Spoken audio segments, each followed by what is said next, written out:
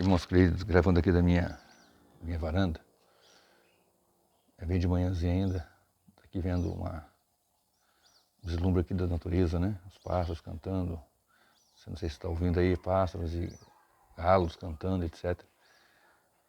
Tá bem friozinho, né? Bem de manhãzinha ainda.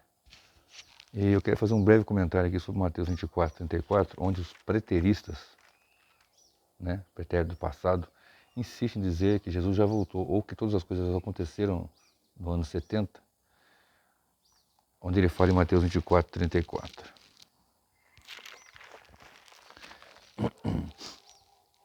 Em verdade vos digo que não passará esta geração sem que todas estas coisas aconteçam. O verso 35 diz, os céus e a terra passarão, mas as minhas palavras não hão de passar.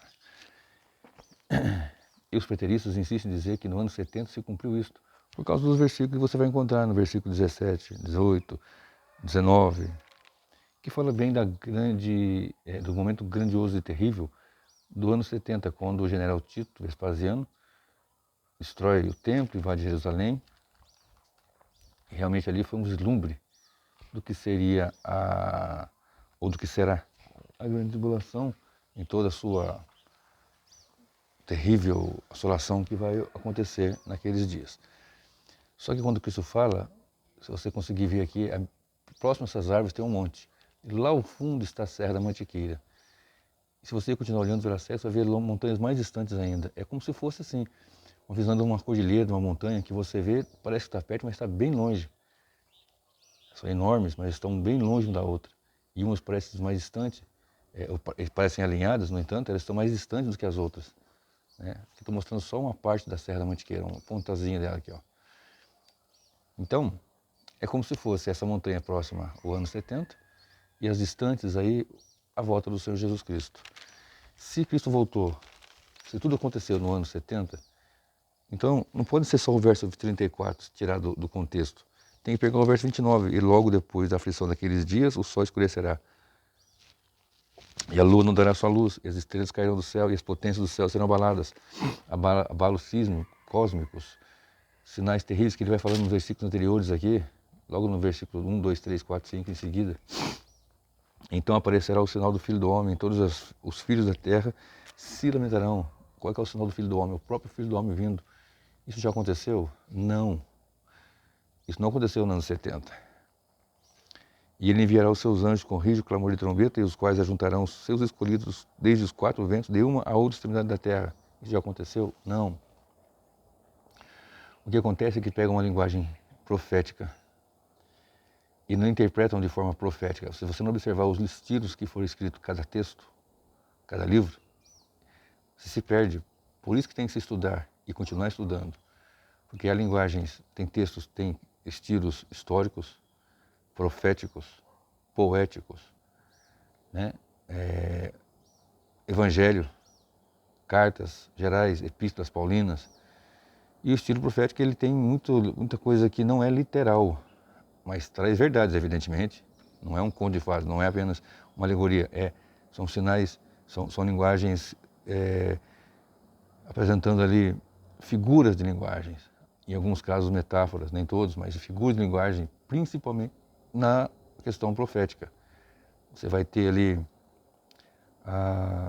o dragão com 7 cabeças, os animais que falam Daniel, o que são isso, o que é, o que apresenta isso, quais são esses animais. São representações de governos, de reinos, de impérios. É uma questão política, eu já tenho falado isso. Então, se eu falar que Jesus voltou, que tudo se cumpriu no ano 70, eu tenho que dizer que ele também veio.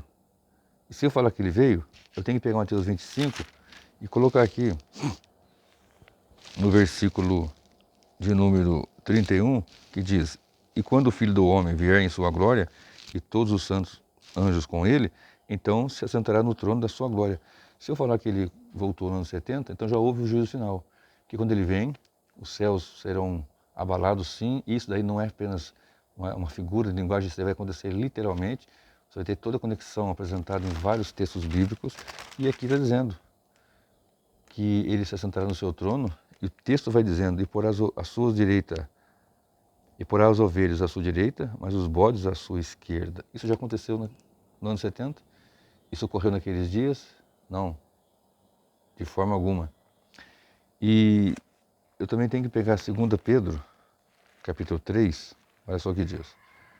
Segunda Epístola do Apóstolo Pedro, capítulo 3, 11, 12 e 13, que diz: Havendo, pois, de padecer todas estas coisas, que pessoas vos convém ser em santo trato e piedade, aguardando e apressando para a vinda do dia de Deus, em que os céus em fogo se desfarão e os elementos ardendo se fundirão. Mas nós, segundo as suas promessas, ou a sua promessa, aguardamos novos céus e nova terra em que habita a justiça. Ora, o breve ali é muito simples, é só você fazer uma apresentação clara de estilo profético. O breve aqui quer dizer o mesmo que 1260 dias. Tempos e metade de um tempo. Os últimos dias. Isso está perfeitamente conectado com a visão clara bíblica profética. Se você for usar de forma literal, você vai ter grandes problemas. O texto profético ele traz verdades literais, claro, apresentada de forma figurada, muitas vezes em metáforas.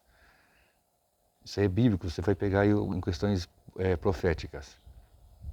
Logo, Jesus não voltou no ano 70, mas no ano 70 foi apenas um vislumbre do que ocorrerá quando da sua gloriosa vinda.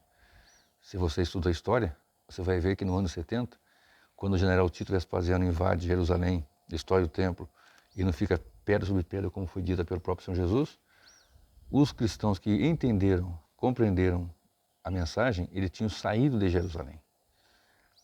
Os que não criam ficaram e sofreram esse grande problema.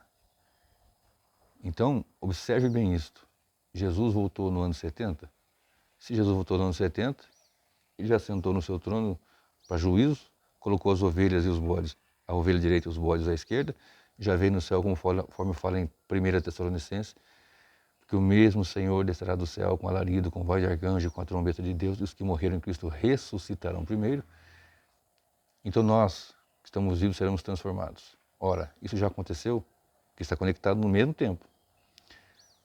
2 Tessalonicenses, capítulo 2, de 1 em diante, vai dizer que os irmãos estavam ali preocupados por causa de uma profecia, de uma carta, de uma palavra, mas Paulo diz, a fim do Senhor não será assim, antes que venha a apostasia e se manifeste o filho da perdição, o iníquo, o homem da iniquidade, o sem lei.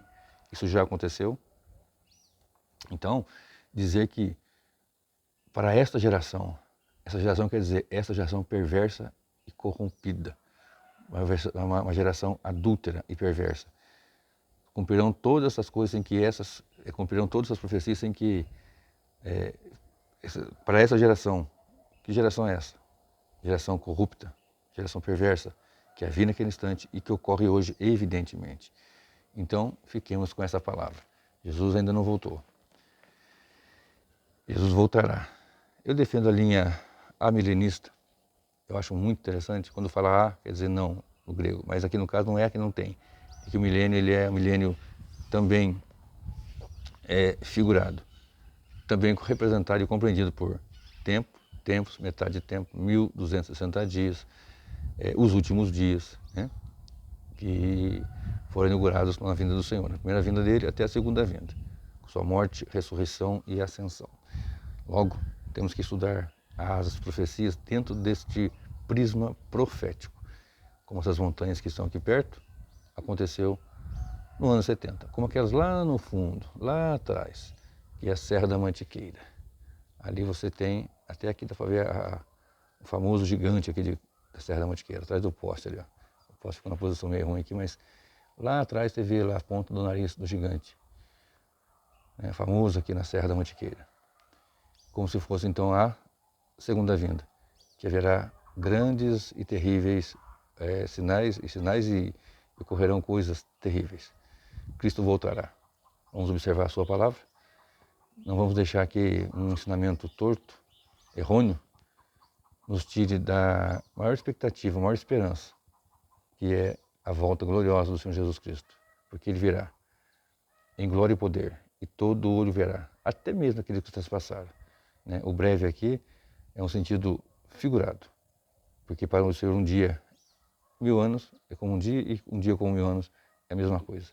Que o Senhor te abençoe e o Senhor te guarde.